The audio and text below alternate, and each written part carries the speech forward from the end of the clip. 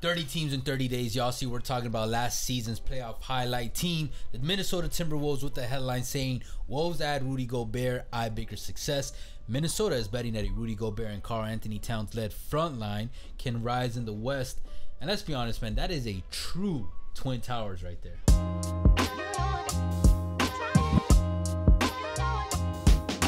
Now, before we get into it, I just want to say, man, shout out to Kat. I hope you're feeling better by the time this video is out. If you guys don't know, he had a health scare, landed him in a hospital. And, yeah, I just hope he's all right. I mean, the poor man's been through so fucking much. Yeah, for real, man. Fucking life. Give him a break, man. Like, I get he's an NBA player. I don't want nobody to be like, oh, he's a minute. Shut the fuck up. Yeah, for real. Pain is pain. Death is death. Health scare is health scare.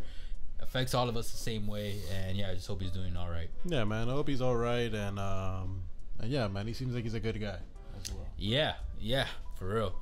But yeah, man, like the Timberwolves, man, did they swing for the fucking fences by doing arguably the stupidest trade, in my opinion, giving out 5 first-round fucking picks for Rudy Gobert. And they lost their GOAT in Patrick Beverley. Yeah, it's Mr. Playing. Mr. Playing. Yeah, man, like that. Like, man, but all right, let's get into who else they added and subtracted.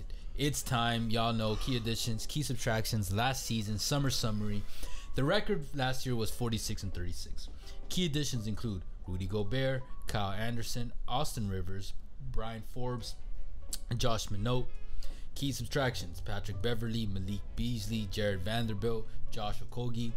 Last season, signs of prosperity were evident with the Wolves, who won 46 games in a tough West, and obviously scored an emotional playing victory against the Clippers, and then went toe-to-toe with the Grizzlies, before falling to the first round of the playoffs.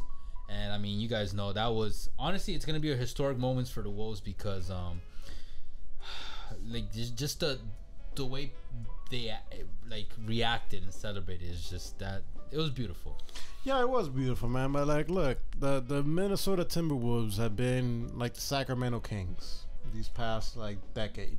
True. A dumpster fire franchise, but you know, some inklings of hope and never been able to push through. And last year, what it seems like, you know, out of nowhere, they broke through. Yeah. Yes, I acknowledge they had that blip, you know, when they had Jimmy Butler there, but besides that, they stink. I mean, that's why their summer summary includes Rudy Gobert. They went and hopefully are aiming for a home run, and they understand that like like Powell said, it's the biggest trade in franchise history since they sent Garnett to Boston in 2007, which, if you guys do the math, that is 15 plus years ago. And believe it or not, it might be 15 years ago, but I hear rumors. I know what you're gonna say. That still dumbasses in Boston are still celebrating the shit out of that. Why you gotta call them dumbasses, bro? Hey, man, Jesus those Christ, those bro. Trolls piss me off on Twitter, man. Bro, like, you wouldn't say it to any man's face. No, say it to a Celtics fan's face, you fucking pussy. Okay. Yeah, you got me there. This man talks shit on the internet, on YouTube. You got me there. But in real life, mute. And this is YouTube, bro. This is public. You know people watch. This man's gonna show it to game. If some guy was like, "Yo, are you that fucking idiot I saw on YouTube? You talking shit about Boston?" Or was it be, no, me, bro. No. He pulls up the video. I'm sorry, man. I'm sorry. I didn't mean it, man. I didn't mean it. Yeah. But alright, back to Minnesota. I'm laughing my ass off because I'm like, he's slightly exaggerated, but I'm self-aware enough to know. There's some accuracy. There's some accuracy. That's why he's not gonna talk shit about Minnesota in this video. Because I do actually want to visit Minnesota one day. Damn, you good? Shit, somebody gonna get tested this week. Oh my god. But alright, let's talk about this Gobert trade. Man, I mean, that's the biggest thing. Also want to add, Austin Rivers is also, I think, a key piece in this. Kyle Anderson is also a good player. These are players that can have moments in a postseason that, you know, shiny moments that'll help push a team to victory and stuff like that. You know what I mean? I think Austin Rivers is honestly one of the more underrated role players in the NBA. Now, Rudy Gobert, probably the most overrated star in the NBA. I'm just kidding, kind of. I will say, I said this in the last video, one of the season preview videos. I think it was the Nuggets one. I think Gobert gets too much shit. Have I been one of those people that have added on to that shit? Yes, there is a aspect to him that gets overhyped. However, I don't think his individual talent or his individual player capabilities are overhyped. For me, what was overhyped when he was in Utah was his effect and the influence he had on the team on and off the floor. I just didn't see him helping push Utah to being true title contenders. I would always be like, nah, even when they were doing amazing in the regular season, look, it's not going to happen. Now, in the Minnesota Timberwolves, I do believe it's a little different. I think the fact that you got another big man, like legit, close to your height, close to your body type, right next to you, that alleviates a lot for Gobert. And unlike everything Gobert can do, Cat can do on the offensive and defensive end. So that'll help cover and some of the liability will Gobert. And honestly, that could help push them forward. And then Gobert's got his biffle over on the other side, still there. And like, if D'Lo can continue, if D'Lo can find himself, because I feel like last season he was a little lost. Yeah. Like, I don't know if there was some personal problems or something going on, business shit. I don't know, but he just seemed not himself last season. If he can refine him, you know, what makes him D'Lo, then what, like snitching, like, you know, I knew you I was gonna make a joke about that shit too, but just that energy, you know, he's a very, like, at least when he was on the Lakers and even after that, he was a very hubris, energetic person. I feel like he's kind of lost a little bit of that. I mean, it kind of comes with age, you know, you mature, but I just find a little bit of more of himself, and then just find that in Minnesota. Maybe he lost it in Minnesota, like, you know what I mean? Sometimes you move to a different city and you just can't be yourself in that city for whatever reason. It's not necessarily that, man. Like, okay, I don't know, man. The weather fucking sucks. Not that bad. Like, sorry, guys. Not that bad, man. Minnesota's it's a decent city, man. I mean, no. I didn't say the city wasn't decent. I said I want to travel to Minnesota. Minneapolis looks amazing, but the weather. I'm sorry, like, especially being from Florida, but just in general, like, even they'll tell you, like, winters there are horrendous. I mean, yeah, it is. I mean, shit, man. Like, people here in Florida freak out, like, when it goes below 70. I could imagine below 20. I'm like, below 0. Yeah, I mean, just imagine shoveling snow, all the other crap. Now, these rich NBA players maybe don't have to deal with so much of that. You know, they got heated driveways, they got heated everything, but they still got to deal with some of it. Yeah. All right. So let's deal with what's going on with Minnesota, man. Like, okay, so they got to figure out their identity. I think that's their biggest mission and assignment for this season, finding their identity, because removing Patrick Beverley kind of takes a lot of their identity away. I really feel like the thing with Patrick Beverley is he's one of those role players that on the floor has significant impact in several moments, maybe overall not as much. He's a role player at the end of the day, but you know, he can step up. But off the floor, in the locker room, he provides some. I'm pretty sure that's a big reason the Lakers hired him. Like, that's what makes him special. That's what makes players like him special. Draymond Green. You take Draymond away from the Warriors, even if you keep Steph and Clay and Iggy, people that have been there forever, Kerr, taking Draymond takes a significant chunk out of the Warriors' identity. You know what I mean? And that's, I feel like the same thing happened with Beverly for Minnesota. And now you put in another significant asset in Rudy Gobert. Bro, how, besides the on-floor stuff, like how they're going to play on the floor, how they're going to move about, what kind of ball movement we're going with, also, like, just identity. What, are we going to be an attacking team? Are we going to be more defensive focused? Are we going to be more, you know, in your face? Are we going to be more quiet? Because Cat is a pretty chill guy. Gobert seems pretty chill, except for that time that he kind of wiped out the NBA. I got your answer for you. I got your answer. It's very simple. Give the ball to Anthony Edwards. Let him do his damn thing. So it's simple as that, man. I'm not gonna lie. Like, all this talk that I was doing right now, for a split second, I did forget Anthony Edwards, and I love Anthony Edwards. With how things are gonna be, like, I know everybody, including myself, shits on the Rudy Gobert trade. It wasn't, they overpaid, but it's a necessary swing for a team like the Minnesota Timberwolves. The rebuild is over. They already identify who the stars are right now. So, hey, man, it's time to get that final piece to get us over the hump. I'm going to be honest, man. That's one of my biggest gripes as soon as I saw Edwards rocketing this last postseason. Because, like, for me, you're not a star until you can prove it in the postseason. I think we both agree on this. Yeah. Edwards, dude, he fucking shined. He was going toe-to-toe with your boy Ja. Yes. That hurt because he has more muscle than Ja. And he's got probably equally as good hops, even though he's an inch taller. And let's not forget, he won it. He gave us an Oscar performance on damn, I forgot the title of the movie right now. What was the movie? Oh, I know what you're talking about. Hustle. Hustle. We did a review for that. You guys go check it out. Shameless plug. So when Edwards started rising up, my biggest concern became for Minnesota, and this kind of ties in with the identity, is, oh shit, this entire time, up until last year, it was inarguably Cat's team. I thought you were gonna say this whole time, man. This entire time we've been talking and the audio or the camera has not been recording. I'm like, what? No, man, come on, man. And yeah, now that Edwards took that step up, let's be honest. Edwards is way more dazzling, way more spectacular. I want to say even a higher natural talent potential than Edwards. So when you put out that, and he's younger. How old is he right now? Like 23, 22? He's young. Who? Edwards? 21? 21. Oh, shit. Yeah, he's a super sweet chicken. Yes. So, and Cat is 26. Yep. Cat's entering his prime.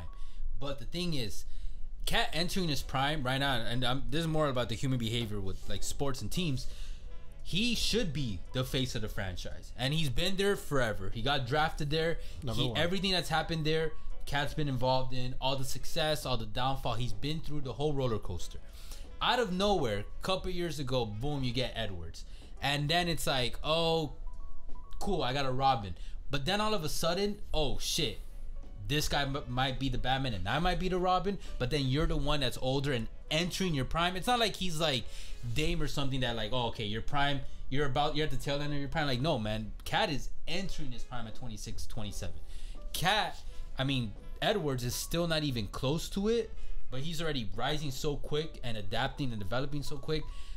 And like I said, he's more marketable. He's more charismatic. Motherfuckers already doing movies. Like, he got the power dunks. It's gonna be interesting to see how Minnesota handles the battle of the egos, I want to say. And I don't mean ego in like an egotistical way, but let's be honest, at the end of the day, these are stars, these are NBA players, these are public figures. It's gonna be part of the thing. Like, D'Lo's already taken a back step. When he went there, he knew it was Cat's team. The same way when LeBron went to Wade to the Heat in the first year with Wade. Gobert knows that he's like, you know. And then let's be honest, with Gobert there, bro, the pick and rolls that Cat and Gobert can have, NBA champion. That I'm speaking in hyperbole, just so you guys know, but that is like a Kobe Shaq duo right there. Like that, huh? Yeah, because Edwards can take it. He's almost like a young LeBron. He could bulldoze. The guy's a fucking tank. He's no Zion, but he is built and he's got the hops. So, and then when you got one of the best defensive players in the league, if not the best defensive player in the league, who's got size too. Gobert 7'1", is slim, lean muscle, but he's not lanky. He's got some whiff to him, bro. Boom, and it's that maybe I don't know, man. I don't want to. I don't know, man. Now my head's like thinking all these possibilities. All right. So while you're gathering your thoughts, before I say like what you got. What I got. I mean, you pretty much hit up all the points, man. When it comes to that, Timberwolves fans, let us know what are some things. What details we're missing? What details we're missing? Some things we got to watch out for. Honestly, I think for the Timberwolves, and I'm adding this now so you guys can tell me if I'm right or wrong, or you agree, or disagree. I think now that they have the core of stars, Minnesota just has to focus on putting the right role players around this team. And after that, honestly, I'm telling you guys can actually be true title contenders and even win a championship at some point in this decade. If Cat stays, Gobert stays, and Edwards stays. D'Lo, honestly, we'll see how impactful he becomes this season, and that'll determine more like whether it matters if he stays or not. Yeah, because think about it. Like with the contenders out west, Golden State, they're getting older. I mean, they won the championship, but I mean, they're getting older. The Suns, Chris Paul's not going to be playing like this forever. He's already at the tail end. And Booker. And Jay Crowder's out. Yeah, Jay Crowder out. I know, right? The Clippers, I mean, yeah, but it's an unknown with Kawhi and Paul George. Injuries. Yeah, with their injuries and then all that. The injury monster. Yeah, injury monster. And like Luka and the Mavs and Ja and the Grizzlies. Yeah. They don't really have answers. Like, not only are they young, but they don't really have answers for the Twin Towers over in Minnesota. No, they don't. The Mavericks, they do not have that. And I love Ja, but Actually, I can't picture Ja actually, taking it in against Gobert and Cat. Like, he'll do it, but I'm saying, like, having too much success with that. I mean, Memphis has Steven Adams, and Memphis has JJJ. Hey, he's no slouch. He's no slouch. Okay, Memphis. Okay. I'm just picturing a little 6'3" Ja going up, and then Gobert or Cat just get your fuck out of here. Yeah. It's like, what's did we like, just become Wolves fans during this video? Yeah, it's like they're just like swatting a fly. Like, get the hell out of here. Type stuff.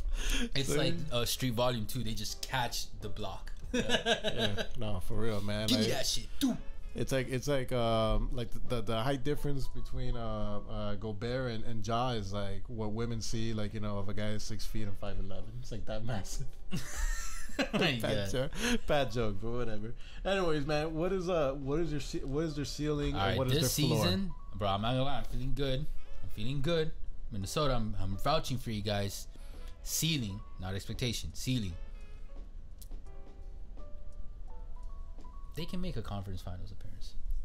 I really do think so. If everything hits on all levels, again, it's their first year together, this squad right now. So that gives me more hesitation. But if everything is hitting on all cylinders, they can reach the conference finals and just have kind of like what the Grizzlies were doing last season ahead of schedule, and it was like a little surprise. I could see the Timberwolves having that type of year. And then floor, like I said, there's a lot to figure out, especially when you got these two, but like franchise face potentials, and you gotta pick one because you can't have both. I'm sorry, you can't.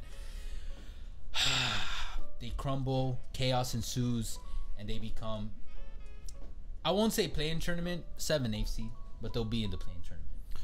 Okay, we're slightly different, almost the same. Ceiling, everything plays out well. Anthony Edwards, he takes another step forward, and the conversation that becomes as prevalent we expect is that, okay, he's not a young star, he's not a young nice player anymore. He's a young emerging superstar. He does have superstar potential, to be honest. Cat, you know, he does his thing. He gets you know, healthy or whatever he's going through. His personal life gets better. Rudy Gobert, he has good chemistry with what's going on. He's that defensive piece that they were missing. If that happens, I would say, believe it or not, the Minnesota Timberwolves go from number 7 seed all the way up to, mind you, I'm just saying, if everything plays out perfect for them, 2 seed. Okay. Yeah, the 2 seed. How far in the playoffs? 2 seed, assuming, you know, they avoid, like, you know, the scary teams, and they get the less of the Suns. That is true. That goes a big way into it. Yeah, I would say, I don't know, they get the Suns, you know, in the second round instead of Golden State or the Clippers. They make it to the conference finals, like you said, and they'll get eliminated. How crazy! This is not gonna happen ever this season. I never say never. How crazy? No, what I'm about to say. How crazy would it be if we got a finals of the Wolves versus the Cavs? I would fucking watch that. I would be so excited to see Donovan and Gobert just trying to win that championship. Be like, fuck you. No. I want to see Wolves versus the Heat. Jimmy Butler going against Minnesota, man. Yo, against saying Cats. I'm sorry, man. If the Wolves are playing that good that they reach the finals, they're beating the Heat. Yeah, Jimmy's not beating that Twin Towers, man. Yeah, they do horrible. And Bam's gonna crumble with either one of those big men. And then Ty, I love Ty, but yeah, it's not happening. Yeah, it's gonna look like it's gonna look like a little mark, like, you know, Ty. No matter how much he's bulked up, like that's it, like type stuff like that. And then floor, I would say not a 7 or 8 seed. I'll say their floor would be like a 5th or 6th. 5th or 6th. They make the playoffs for sure, but they get eliminated in the first round. Okay, yeah, I will put the floor. They do get eliminated in the first round, and it'll be some disappointment. Like, you know, Rudy Gobert, they do slightly a little bit better, but not as big as they were expecting. Like, you know, like damn, like they got Rudy Gobert. But anyways, guys, appreciate all the love and the hate. You guys already know. Catch us on Facebook, Twitter, TikTok, Instagram, all podcast streaming platforms. We'll catch you guys soon. For now, later. Take care.